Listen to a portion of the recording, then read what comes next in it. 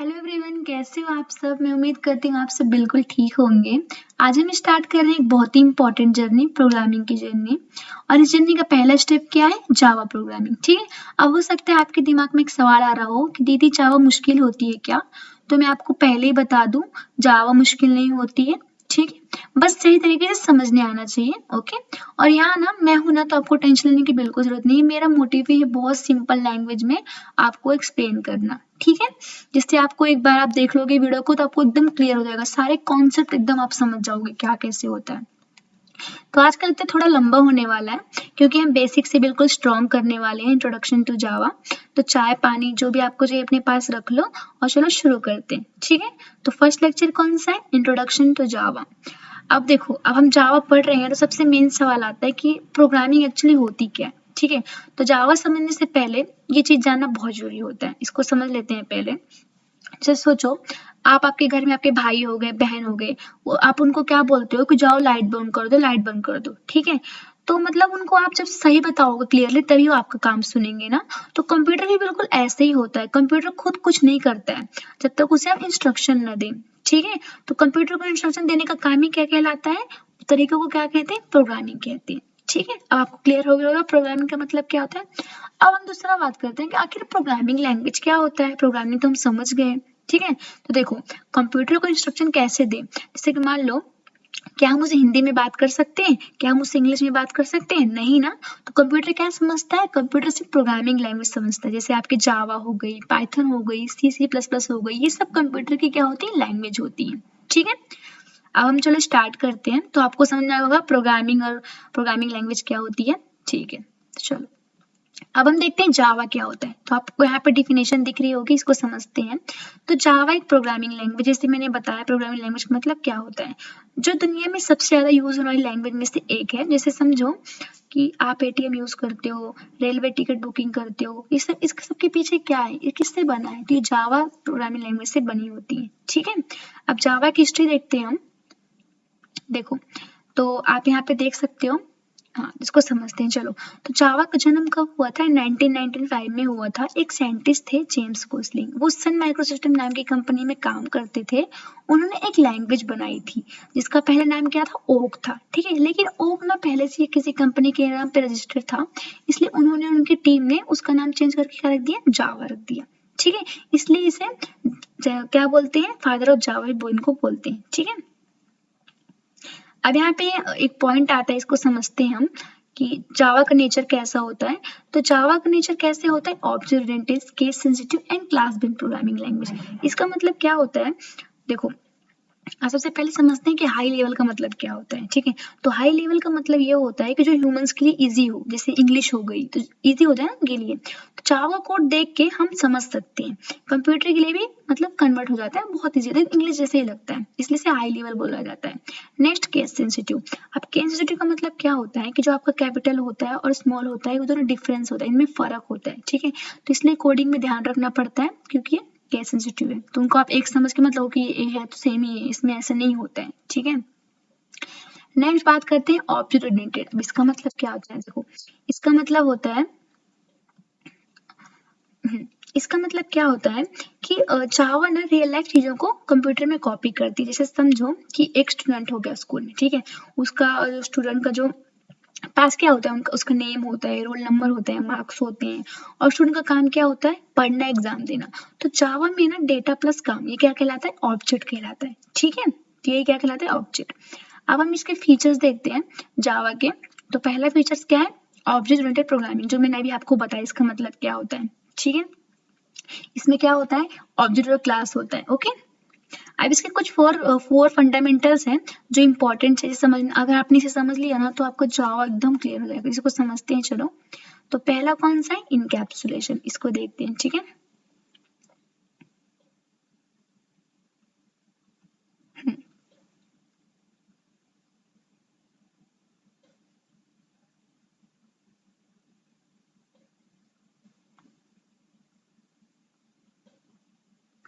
देख रहे हैं? देख सकते हो? ठीक है, समझते हैं चलो। इनकैप्सुलेशन का मतलब होता है डेटा को बैंड करके रखना। ठीक है, या फिर डेटा को प्रोटेक्ट करना। जैसे समझो जावा में जो डेटा हो गए, वेरिएबल्स और फंक्शन हो गए, जैसे वेरिएबल्स और मेथड दोनों एक ही जगह बैंड कर दिया जाता है, इसी को क्या बोलते हैं, इनकैप्सुलेशन। जैसे रियल लाइफ एग्जांपल समझो कि सोचो एक स्कूल है, तो स्कूल में अलग अलग डिपार्टमेंट होते हैं, राइट, अकाउंट्स, ऑफिस, टीचर्स। तो अकाउंट डिपार्टमेंट का जो डेटा होता है वो टीचर डायरेक्ट एक्सेस चेंज नहीं कर सकता, तो हर डिपार्टमेंट का डेटा क्या होता है, प्रोटेक्ट होता है। ये क्या कहलाता है, इनकैप्सुलेशन। नेक्स्ट पिलर कौन सा, एब्स्ट्रैक्शन।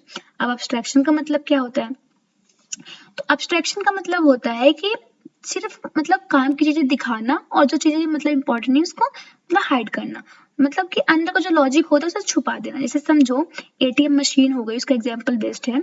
आप एटीएम में जाते हो तो आप उसमें कार्ड डालते हो, पिन डालते हो और पैसे निकाल लेते हो, ठीक है, बस आपको इतना ही पता है, और कुछ उसके अंदर जो लॉजिक होता है अंदर मशीन के अंदर कैसे काम करता है, कौन सा पोर्ट चलता है, आपको पता होता है क्या, नहीं पता होता, तो वही क्या कहलाता है, एब्स्ट्रैक्शन कहलाता है, ठीक है। नेक्स्ट क्या है, पॉलीमॉर्फिज्म। अब देखो पॉलीमॉर्फिज्म का मतलब क्या होता है कि देखो पॉली मतलब क्या होता है, मैनी, और फॉर्म मतलब क्या होता है, मतलब मॉर्फिज्म मतलब फॉर्म होता है, ठीक है, मतलब एक चीज के अलग अलग फॉर्म में काम करे। जैसे समझो एक पर्सन है मान लो, तो घर में वो बेटा है, ठीक है, बेटी है, कॉलेज में स्टूडेंट है, ऑफिस में एम्प्लॉय, तो एक ही इंसान के क्या अलग अलग रोल है, ठीक है, क्या कहलाता है, पॉलीमॉर्फिज्म। और हमारा लास्ट पिलर है जो है इनहेरिटेंस। अब इसको समझते हैं, ठीक है। इनहेरिटेंस का मतलब होता है कि पेरेंट्स से चाइल्ड की जो प्रॉपर्टी मिलना, उसे बोलते हैं। जैसे मान लो आपके पेरेंट्स है, तो उनकी हाइट हो गई, कलर हो गई, हैबिट्स हो गई, वो आप में आ जाती हैं, तो तुम्हें मतलब अलग से सीखनी नहीं पड़ती, ठीक है। तो ये चीजें क्या होती हैं, इनहेरिटेंस में होती हैं, ओके। नेक्स्ट हमारा कौन सा है, next features, platform independent.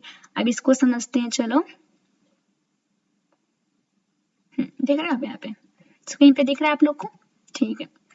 Platform independent का एक बहुत फेमस फीचर मतलब वो है, उसको समझते हैं। जैसे राइट वंस रन एनीवेयर, ओरा, ठीक है, याद रखना। इसका मतलब क्या होता है कि आप जैसे जावा को मान लो किसी भी ऑपरेटिंग सिस्टम पे आपने लिखा, अब वो हर ऑपरेटिंग सिस्टम पे चलेगा, ठीक है, अगर उसमें क्या है, वर्चुअल मशीन डाउनलोड इंस्टॉल है तो। जैसे कि जो जावा का कोड होता है ना, वो मशीन पे डिपेंडेंट नहीं होता है, ठीक है। जैसे एग्जांपल लेती हूँ, आपने एक जावा का प्रोग्राम लिखा, लैपटॉप हो गया तो कॉलेज के कंप्यूटर पे, तो ऑफिस के सिस्टम पे, सभी जगह सेम आउटपुट आएगा, बस क्या होना चाहिए, मैंने जैसे आपको बताया जेवीएम इंस्टॉल होना चाहिए, ठीक है। तो इसका मतलब होता है प्लेटफॉर्म इंडिपेंडेंट। नेक्स्ट बात करते हैं सिंपल।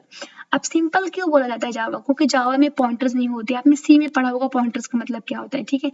यहाँ पे ना कॉम्प्लेक्स चीजें कम होती हैं, जो बिल्कुल जरूरी है वही जावा को क्या दिया गया है, मतलब सिंपल, ठीक है। जैसे स्टूडेंट के मैं आपको एक समझाती हूँ, इसलिए ना बिगिनर के लिए जावा एक अच्छी चॉइस होती है क्योंकि बहुत सिंपल मानी जाती है, ठीक है।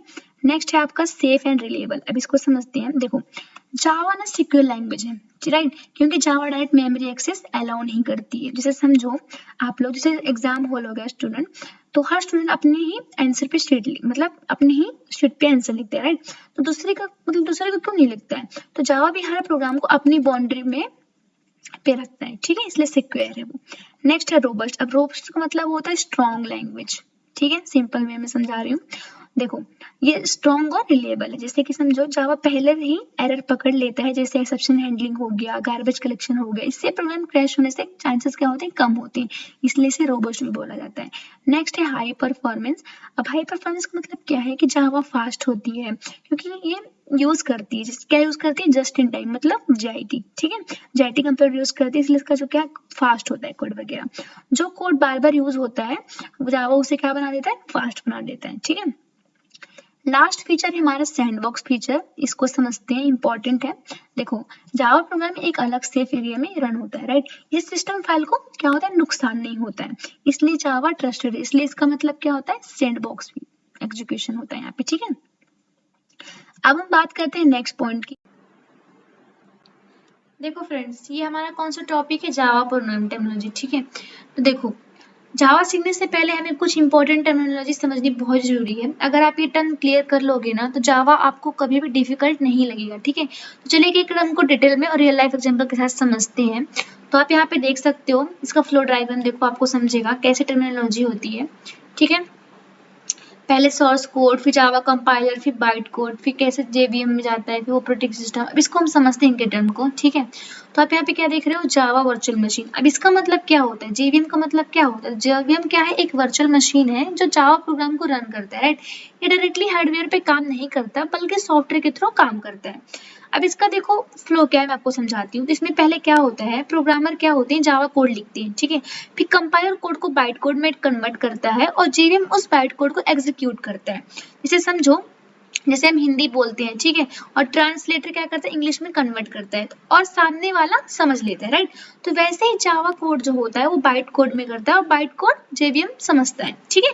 तो हर ऑपरेटिंग सिस्टम का अपना अपना जेवीएम होता है, इसलिए इसे क्या बोला गया है, जावा प्लेटफॉर्म इंडिपेंडेंट बोला गया है, ठीक है। तो ये हमने जेवीएम का कॉन्सेप्ट समझा। अब हम समझते हैं बाइट कोड क्या होता है, ठीक है। तो देखो, बाइट कोड एक ना इंटरमीडिएट लैंग्वेज है जो ना पूरे मतलब क्या होती है, ना पूरा जावा होती है और ना मशीन लैंग्वेज होती है, ठीक है। ये सिर्फ जेवीएम समझती है। जैसे कि इसके फायदा क्या है, इसमें एक ही फायदा होता है बाइट कोड का कि जैसे आपका विंडो हो गया, लिनक्स हो गया, मैक हो गया, सब पे रन होता है, ठीक है। अब मैं आपको एग्जांपल समझाती हूँ। जैसे ना मूवी का सबटाइटल हो गया, तो मूवी सेम रहती है, सबटाइटल लैंग्वेज के अकॉर्डिंग क्या होती है, चेंज होती रहती है, ठीक है। तो वो हमारा बाइट कोड का एग्जाम्पल हो गया। अब समझते हैं जेडीके, बहुत इंपॉर्टेंट है, ठीक है। इसका देखो, इसका मतलब होता है कि एक कंप्लीट पैकेज है ये जो जावा के प्रोग्राम जैसे लिखने हो गए, कंपाइल करने हो गए, रन करने में काम आता है, ठीक है। अब इसके अंदर क्या क्या होता है, इसके अंदर कंपाइलर होता है, जावा सी जो हम समझेंगे आगे प्रोग्राम करेंगे तो, जेआरई होता है, डिबगर होता है और डॉक्यूमेंटेशन होती है। जैसे ना मतलब समझो, जावा डेवलपर बनने के लिए जेडीके कंपलसरी होता है डाउनलोड करना। हम बाद में इसको इंस्टॉल करेंगे नेक्स्ट लेक्चर में, अभी इसी में इनका ओवरव्यू ले रहे हैं, ठीक है। नेक्स्ट क्या है, देखो अब इसको पहले इसका देखो कैसे जेडीके में क्या क्या होता है। जेडीके में जेआरई होता है, जेवीएम होता है, लाइब्रेरीज होती हैं, ये पूरा क्या है, एक पैकेज होता है, ठीक है। अब हम समझते हैं नेक्स्ट टर्म जो है हमारा जावा रन टाइम इन्वायरमेंट। इसका मतलब क्या होता है कि मतलब सिर्फ जावा प्रोग्राम रन करने के लिए काम आता है, ठीक है। इंपॉर्टेंट बात इसकी ये है कि जेआरई ना मतलब कंपाइल नहीं करता, सिर्फ एग्जीक्यूट करता है। अब जेआरई के अंदर क्या क्या होता है, इसके अंदर जेवीएम होता है, लाइब्रेरीज होती हैं, प्लगइन होती हैं, ठीक है। एक एग्जांपल समझाती हूँ मैं आपको जेआरई का। जैसे समझो, यूट्यूब देखने के लिए आपको क्या चाहिए, ऐप चाहिए। वीडियो बनाने के लिए आपको क्या चाहिए, एडिटर चाहिए। तो जेआरई आपका यूट्यूब ऐप हो गया समझ लो, और जेडीके क्या होगा, आपका वीडियो एडिटर हो गया, ठीक है। अब इसमें अब हम समझते हैं, हमने पढ़ा था कंपाइलर क्या होता है, देखा था हमने। अब इसको मैं आपको समझाती हूँ। देखो कंपाइलर का काम क्या होता है कि जावा कोड को डॉट मतलब जावा फाइल को बाइट कोड में मतलब डॉट क्लास फाइल में कन्वर्ट करना, ठीक है। जब तक कोड कंपाइल नहीं होता जेवीएम उसे रन नहीं करता, वो होता है आपका मतलब कंपाइलर, ठीक है। अब हम समझते हैं गार्बेज कलेक्टर क्या होता है। देखो, तो जावा में ना मेमोरी ऑटोमेटिकली मैनेज होती है, राइट। जो ऑब्जेक्ट यूज में नहीं होता तो वो क्या होता है, गार्बेज कलेक्टर उसी मेमोरी को फ्री कर देता है। इसके फायदे क्या होते हैं कि मेमोरी लीक नहीं होती, प्रोग्रामर को मैन्युअली डिलीट नहीं करना पड़ता, ठीक है। तो ये गार्बेज कलेक्टर के फायदे होते हैं। इसका एग्जांपल समझाती हूँ मैं आपको। घर का जो कचरा है जो काम नहीं है, तो सफाई वाला उसे उठा ले जाता है, तो वही होता है गार्बेज कलेक्टर, ठीक है।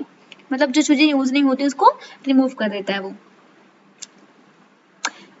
अब हम बात करते हैं हमारा फर्स्ट प्रोग्राम, इसको देखते हैं चलो। तो आपको यहाँ पे दिख रहा होगा, हम यहाँ पे क्या प्रिंट कराने वाले हैं, वेलकम टू टॉपर वर्ल्ड, ठीक है। इसको समझते हैं कि लाइन का मतलब क्या होता है। तो आपको फर्स्ट लाइन दिख रही है, इसका मतलब होता है कमेंट्स। अब यहाँ पे हम देखते हैं चलो। तो देखो, कमेंट्स का मतलब क्या होता है कि कोड एक्सप्लेन करने के लिए यूज किया जाता है, ठीक है। मतलब इसे कंपाइलर पूरा इग्नोर कर देता है, ये प्रिंट नहीं करेगा कमेंट्स को। एग्जीक्यूशन में इसका कोई रोल नहीं होता, सिर्फ समझने के लिए इसे लिखते हैं कमेंट्स को, ठीक है। और ये दो टाइप के कमेंट्स होते हैं, पहला तो सिंगल लाइन कमेंट्स, दूसरा है multiple line. Single line comments मतलब एक लाइन के लिए, मतलब ज्यादा स्टेटमेंट नहीं, मल्टीपल लाइन कमेंट्स बहुत से स्टेटमेंट के लिए यूज किया जाता है, ठीक है। नेक्स्ट है आपका import java.io। इसका मतलब क्या होता है, देखो import कीवर्ड क्लासेस को इंक्लूड करता है, ठीक है। और java.io क्या है, एक पैकेज है, मतलब इनपुट आउटपुट के लिए होता है, ठीक है। नेक्स्ट ये इसका मतलब क्या होता है, इसका मतलब क्या होता है कि मतलब सब क्लासेस इंक्लूड है, ठीक है। अब बात करते हैं क्लास। अब क्लास का मतलब क्या होता है, तो क्लास एक कंटेनर होती है, मतलब डेटा प्लस मेथड को होल्ड करती है। अब जावा का प्रोग्राम क्या है, क्लास के बिना पॉसिबल ही नहीं है, ठीक है। और इसमें क्या होता है, फाइल नेम और क्लास नेम को सेम रहना चाहिए। जब हम फाइल सेव करेंगे ना, तो जो हमारी क्लास की नेम होगी वही हमारी फाइल की नेम रहेगी, ठीक है। नेक्स्ट है पब्लिक। अब पब्लिक का मतलब होता है कि प्रोग्राम को कहीं से भी एक्सेस कर सकते हो, पब्लिक मतलब ऑल, ठीक है।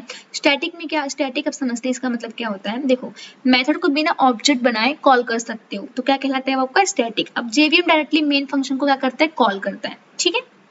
नेक्स्ट है वॉइड। अब वॉइड का मतलब ये होता है कि कोई वैल्यू आपकी रिटर्न नहीं करेगा, ठीक है। फिर मेन फंक्शन इंपॉर्टेंट है, यहीं से हमारा प्रोग्राम स्टार्ट होता है एग्जीक्यूशन, इसी को बोलते हैं हम एंट्री पॉइंट ऑफ प्रोग्राम की, ठीक है। जैसे यहीं से हमारा क्या होता है मैंने आपको बताया। नेक्स्ट है आपका सिस्टम डॉट आउट प्रिंटल। अब इसका मतलब क्या होता है कि देखो सिस्टम मतलब होता है वो क्या होती है, प्रीडिफाइंड क्लास होती है। आउट मतलब जो हमारा आउटपुट स्ट्रीम पे आएगा, ठीक है। प्रिंट एलन क्या होगा, अब प्रिंट का मतलब होता है प्रिंट कराओ, और जो एलन का मतलब होता है न्यू लाइन, मतलब न्यू लाइन पे जाना, ठीक है। तो स्क्रीन पे जो आउटपुट शो होता है तो इसकी वजह से शो होता है, ठीक है। ये कौन प्रिंट का वो है।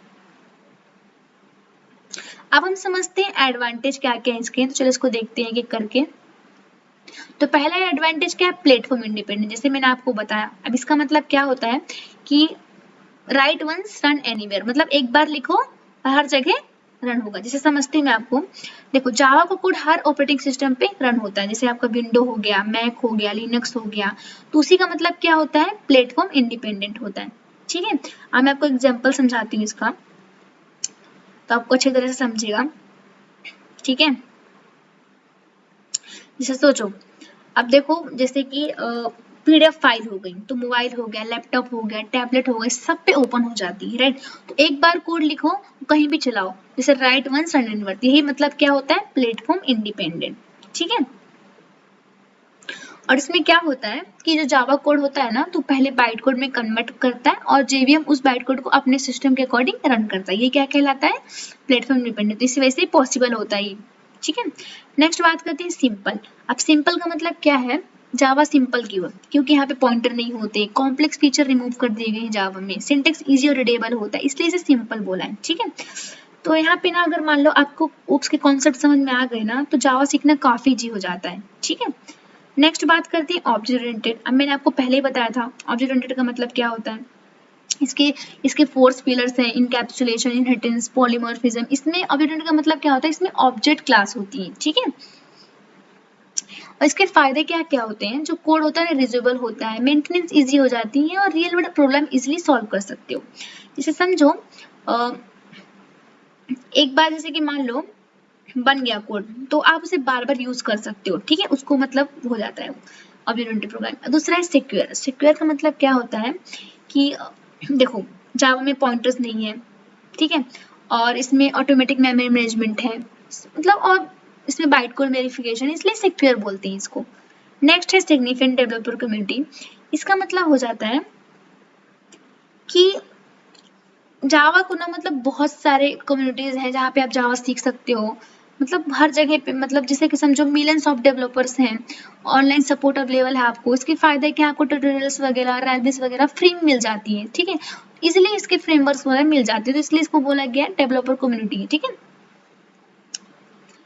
तो फ्रेंड्स ये था आज हमारा जावा का इंट्रोडक्शन लेक्चर, जिसमें हमने पढ़ा जावा क्या होता है, उसकी हिस्ट्री देखी, ठीक है, फिर इसकी टर्मिनोलॉजी देखी, फीचर्स देखे, एडवांटेज देखे। तो अगर ये लेक्चर आपको पसंद आया होगा तो प्लीज़ लाइक शेयर कमेंट जरूर करना। आपको मैं इसका नोट्स का जो लिंक है ना वो कमेंट से पिन कर दूंगी, तो आप नोट्स एक्सेस कर सकते हो, ठीक है। तो मिलते हैं नेक्स्ट लेक्चर में। नेक्स्ट लेक्चर में हम बात करेंगे जेवीएम, जेआरए, जेडीके क्या होता है, उसको डिटेल में समझेंगे। आज तो सिर्फ हमने ओवरव्यू लिया था, ठीक है। तो बाय गाइस।